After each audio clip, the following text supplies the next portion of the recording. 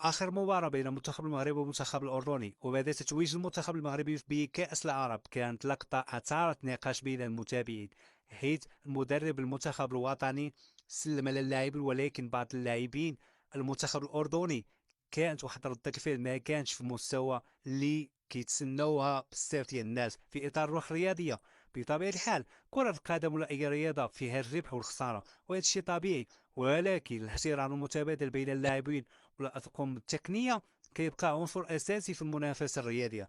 هاد اللقطة اللي خلات آراء مختلفة وبعض المتابعين والصحافة تناولتها من زاوية القيم والأخلاق الرياضية. في الأخير كرة القدم ماشي غير نتائج وألقاب، ولكن راه حتى سلوك داخل وخارج الملعب، وكل لاعب أو مدرب راه كيمثل بلادو قبل ما يمثل راسو. هادي خصهم يفهموها ويقراوها. كنتمناو ديما نشوفوا روح رياضيه احسن بين جميع المنتخبات، حيت بهذه القيم كتشرف اللعبه وكتقوى العلاقات بين الجميع. تنتمنى هذا الميساج توصل لجميع اللاعبين ولا جميع الرياضيين ان العلاقه بين المنتخبات خاصها تكون علاقه طيبه.